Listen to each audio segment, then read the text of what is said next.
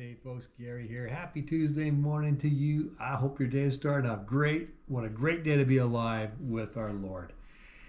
Yesterday we talked about Jesus carrying the cross by himself.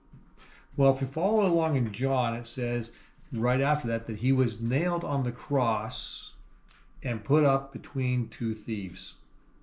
In Luke 23:39 to 43, this is what it says about that. One of the criminals hanging beside him scoffed.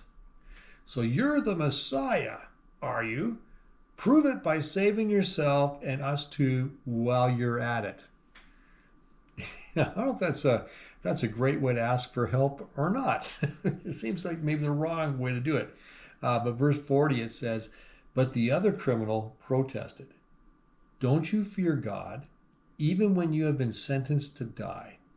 We deserve to die for our crimes.'" So they've done something that wasn't something particularly bad, right? Because they deserved the death penalty for it. "We deserve to die for our crimes.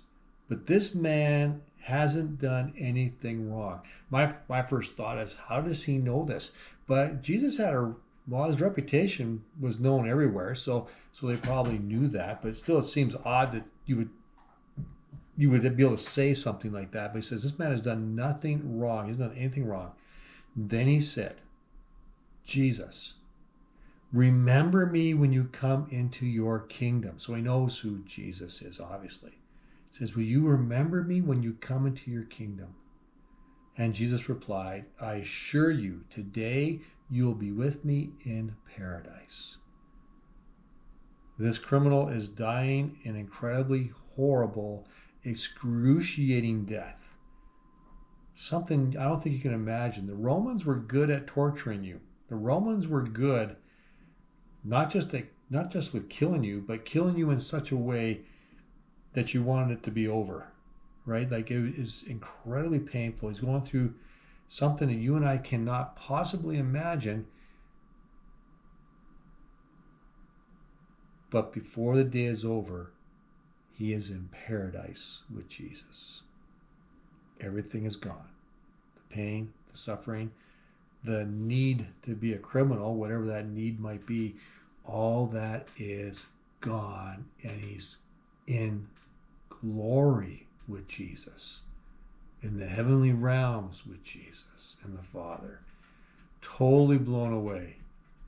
Not supposed to be there as far as anybody's probably concerned other than God. What a beautiful story of dying well. But the thing that gets me here is the other criminal. Scoffing at Jesus, scoffing at God. The one criminal says to him, "Don't you fear God when you have been sentenced to die?" You know what? Our lives reflect the lives of those two criminals on those crosses. My life, I was sentenced to die for my sins. It's a spiritual death, but I was sentenced to die for it. Because of Adam and Eve, I was sentenced to die because of those sins. Never mind my own sins that piled on top of that, or my family's sins. I was sentenced to die. What do I do with that? Do I mock God by just going on and living my life any way I feel fit and saying, "Forget you, I'm going to do my own thing"? If I do that, I'm just as crazy as that first criminal. Instead, the second criminal says, "Lord, would you remember me?" I want to be that second criminal. I want to be a criminal that asks for a pardon from God and says, "Lord, would you forgive me of all my sins?" And I'll turn away from that and I'll follow you because you're worth it. Now, I do that because I don't want to go to hell. Hell's a very real place and I want nothing to do with it. But I also do it now. That was the path. That's the reason why I asked God, forgive me at the beginning. But now, say, "Lord, I just don't want any sin between us. You are so good to me and you're so worth it.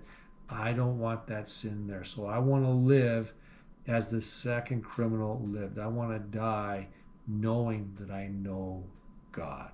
I want to urge you to do the same thing.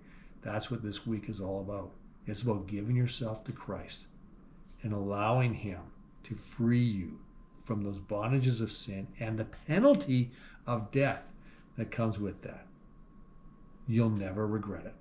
Anyways, that's for Tuesday. Thank you for watching, and we'll catch you tomorrow.